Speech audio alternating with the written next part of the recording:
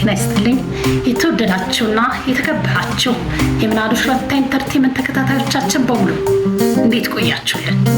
ይህ በየሳምንቱ ወደ እናንተ ይዘን የምንቀርበው የትረካ ሰዓታችን የትረካ ሰዓት ቻናላችንን በቅንነት ሰብስክራይብ፣ ሼር፣ ላይክ እያደረጋችሁ ቤተሰብ እንድትሆኑ ታሪኮቻችን ደግሞ ለሌሎች እንድታጋሩ በትህትናና በፍቅር እየጠየቅኩኝ ከወዲሁ ስለ አብሮነታችሁ ከልብ አመሰግናለሁ።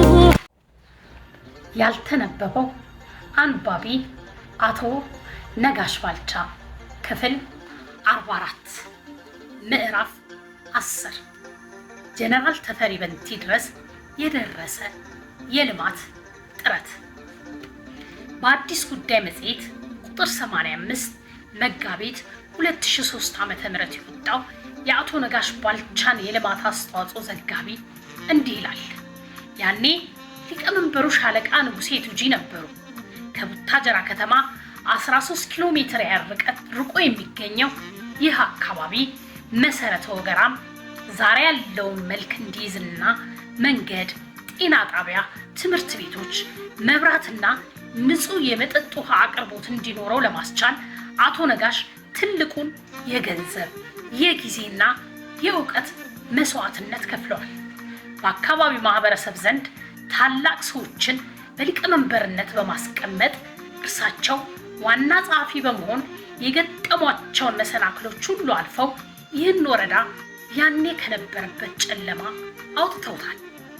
በማስተባበር ችሎታቸው በልማት ፍላጎታቸውና ለአካባቢያቸው ሕዝብ ባላቸው ተቆርቋሪነት የተነሳም እስከ መጨረሻው ድረስ በሕዝቡ ዘንድ ከፍተኛ አክብሮትና ድጋፍ ተሰጥቷቸው ፍላጎታቸውን ማሳካት ችለዋል።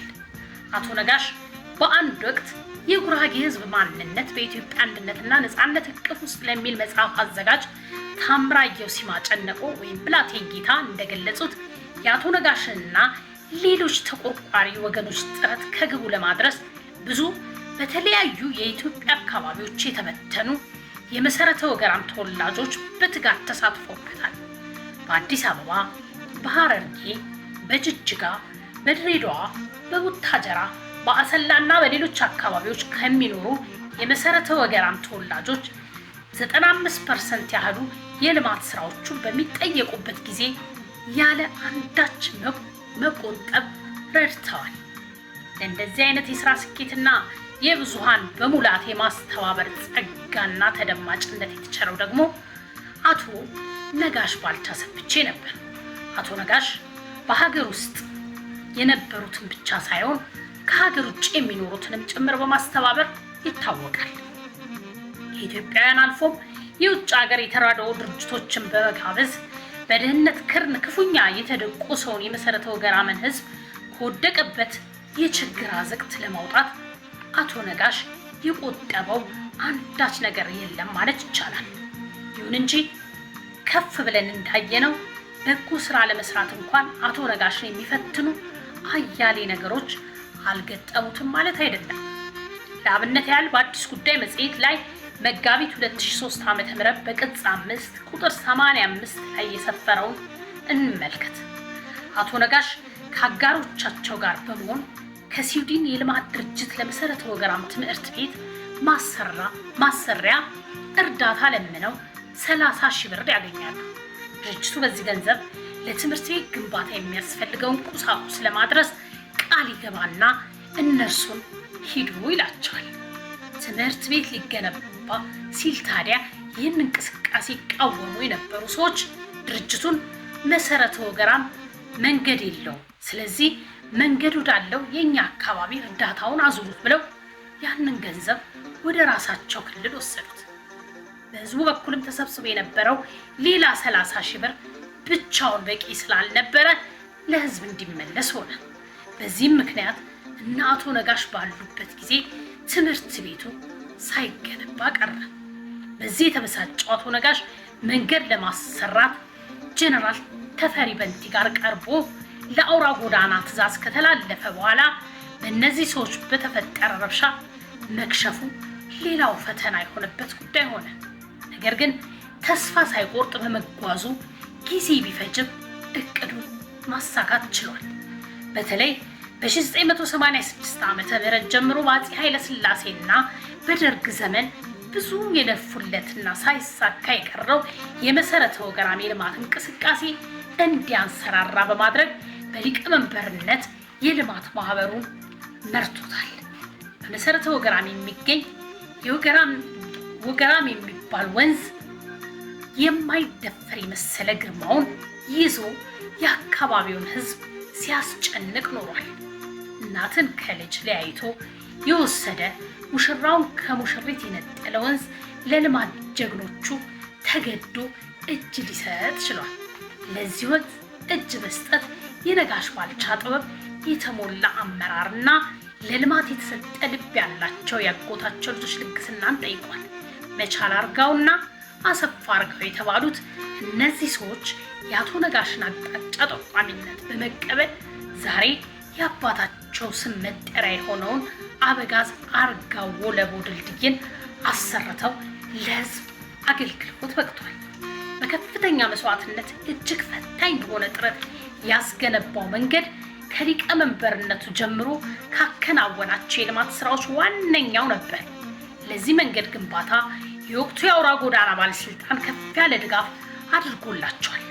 የመንገዱ ግንባታ ሲጠናቀቅ የጤና ጣቢያውን ግንባታ በማካሄድ በወሊድና በሌሎች በሽታዎች ሲያልፍ የነበረውን የአካባቢውን እናቶች፣ ህፃናትነት ነዋሪዎች ህይወት መታደግ ተችሏል። ከማህበራዊ ልማት ታድሶ ፈንድ በተገኘና ከህዝብ በተዋጣ ብር በድምሩ በ1,510,000 ብር 12 አልጋ ያለው የተሟላ ጤና ጣቢያ መገንባት ችለዋል። ዛሬ ይህን ጤና ጣቢያ የአጎራባች ወረዳዎች ህዝብም ይጠቀሙበታል። አሁን የመሰረተ ወገራም ህዝብ የአንድ መንገድ፣ የሶስት ትምህርት ቤቶችና የአንድ ጤና ጣቢያ ዘመናዊ ወፍጮ እንዲሁም በመንገድ መሰራት ሳቢያ መንግስት ባስገነባለት መብራት የስልክና የንጹህ ውሃ አገልግሎት ተጠቃሚ ሆኗል። ከ1985 ዓ.ም እስከ 2001 ዓ.ም ድረስ በሊቀመንበርነት የመሰረተ ወገራምን የልማት ማህበር የመሩት አቶ ነጋሽ እና አጋሮቻቸው ይህን ታላቅ የልማት ተጋድሎ ካደረጉ በኋላ ያገኙትን ውጤት በ1992 ዓ.ም ከፍተኛ የመንግስት ባለስልጣናትና ከ10,000 የማያንስ ህዝብ በተገኘበት በታላቅ ድምቀት አስመርቀዋል። በዚያን ጊዜ በተሰሩት የወረዳ ትምህርት ቤቶች የተማሩ ተማሪዎች ዛሬ በየክልሉ ዩኒቨርሲቲዎች ገብተው ለኢትዮጵያ ተስፋ የሚሆኑ ዜጎች ተፈጥሯል። አቶ ነጋሽ ከ16 ዓመት የማህበሩ ሊቀመንበርነት በአጠቃላይ ከ38 ዓመት የልማት አገልግሎት በኋላ በራሳቸው ፍላጎት በቃኝ አውርዱኝ ብለው ቢጠይቁም ህዝቡ ጥያቄውን አልተቀበለም። ከብዙ ውይይት በኋላ የማህበሩ የበላይ ጠባቂ እንዲሆን በመወሰን ህዝቡ ቢያሰናብተውም የአቶ ነጋሽ ልብ ግን ከመሰረተ ወገራም አራቀ። በኋላ ላይም አቶ ነጋሽን የሚከነክነው አላጣም። በስንት ድካም የማይቻል የሚመስለውን ተራራ አስፈልፍለው ያሰሩት መንገድ በጎርፍ እየታጠበ ወደ ቀድሞ ገጽታው እየተመለሰ ነው። ይህን አስመልክተው ለደቡብ ብሔር ብሔረሰቦች ህዝቦች ፕሬዝዳንት አቶ ሽፈራው ሽጉጤ መንገዱን መንግስት ይረከበ ጥበቃና ጥገና የሚያደርግለት ብለው በማመልከታቸው ፕሬዝዳንቱ እናንተ ይህን ያህል ከደከማችሁ ቀጣዩ ስራ የመንግስት ይሆናል ብለው እንዲታደስና በመንግስት ስር እንዲጠቃለል ፈቅደዋል። አቶ ማሩ ገዳ ጠይቄ እንደተረዳሁት መንግስት መንገዱን መረከብ ብቻ ሳይሆን በኋላ ላይ የተጠየቀውን እድሳት ማድረጉንም ነግሮኛል። የአቶ ነጋሽ የልማት ተሳትፎ ዙሪያ መለስ ነው። በሌላ የመጽሐፉ ክፍል እንደጠቀስ ነው በወላጆቹ የትውልድ ቦታ ብቻ የተገደበ እንቅስቃሴ እንደነበረው አድርገው አንባቢ እንዳይረዱት። አቶ ነጋሽ ይህን አድርጌያለሁ ብሎ ስለ ስራው ለመናገር እንደማይፈቅድም በዚሁ መጽሐፍ ውስጥ ገልጫለሁ። አቅም በፈቀደ ከተለያዩ ሰዎች ጋር ባደረግኳቸው ቃለመጠይቆች ሁሉም የሚስማሙበት አቶ ነጋሽ እንኳን ተጠይቆ በራሱ አነሳሽነትም ቢሆን የሚጠበቅበትን ኃላፊነት ከመወጣት ወደኋላ የማይል ሰው እንደነበር ነው። ለአብነት ያህል ቀደም ብለን በጠቀስነው የአዲስ ጉዳይ መጽሔት ላይ የሰፈረ አንድ ነገር እናክል። በሚኖሩበት ወረዳ 6 ቀበሌ 14 የነበረውን የመንገድ ችግር አቶ አምዴ በፍቃዱ ከሚባሉ ጓደኛቸው ጋር ሆነው በመቅረፍ 2 ኪሎ ሜትር አስፋልት መንገድ አሰርተው ለህዝብ አስረክበዋል። ከመብራት ኃይል ጋር በመነጋገር የመንገድ መብራት በቀበሌያቸው እንዲገባ አድርገዋል። ከዚህም በተጨማሪ የቅዱስ አማኑኤል ቤተክርስቲያን መግቢያ በር፣ የምዕመናን ማስቀደሻ፣ በግቢ ውስጥ ለ600 ሰዎች መቀመጫ የሚሆን ወንበርና ትልልቅ ቅርጻ ቅርጾች፣ ደወልና የግቢውን መብራት በራሱ ወጪ አሰርቷል። በተለይም ለመንገድ ስራ በሚሰጡ ከፍተኛ ትኩረት የኢትዮጵያ መንገዶች ባለስልጣን 50ኛ ዓመት ኢዮቤልዩ በዓል ሲያከብር ለአቶ ነጋሽ የወርቅ ሜዳሊያና ሰርተፊኬት ሸልሞታል። የሰው ልጅ ትልቁን ስኬት ማጣጣም የሚጀምረው ከራሱ አልፎ ለሌሎች መኖር ሲጀምር ነው ይባላል። ከዚህ አንጻር አቶ ነጋሽ የትልቅ ስኬትና የአእምሮ ሰላም ባለቤት ነበር ቢባል ማጋነን አይሆንም። አቶ ሽፈራው ሽጉጤ በአንድ ወቅት አቶ ነጋሽ የሰሯቸውን ዘርፈ ብዙ የማህበረሰብ ተኮር ልማት ከተረዱ በኋላ አንድ ጥያቄ ለአቶ ነጋሽ አንስተው ነበር። እናንተ መንግስት ናችሁ፣ ይህን ሁሉ ነገር ማከናወን የቻላችሁት እናንተ መንግስት ናችሁ ብለው ነበር። አዎ፣ ፈጣሪ የረዳው ሰው እንዲህ አይነት በጎ ስራ ይሰራል የሚል ይመስለኛል የአቶ ነጋሽ የልብ ውስጥ ሹክሹክታ ይለናል ጸሐፊ አንዱዓለም አራጌ በአቶ ነጋሽ ባልቻ መጽሐፉ ላይ ያልተነበበው አንባቢ ይሰኛል። የነጋሽ ባልቻ ህይወት ታሪክ ነው። እንግዲህ የጀግናችን ታሪክ ለሌሎች እንዲደርስ ሼር፣ ላይክ እያደረጋችሁ ሁሉም ጋር እንዲደርስ በቅንነትና በትህትና በፍቅር እንጠይቃለን። ስለ አብሮነታችሁ እስካሁንም ስለምትከታተሉ ስለምትሰጡን ሀሳብና አስተያየት ሁሉ ከልብ አመሰግናለሁ። ለዛሬ ያዘጋጀንላችሁ ይህን ይመስል ነበር። ቀጣዩን ክፍል ይዘን እስክንገናኝ ቸር ቆዩልን። አበቃ።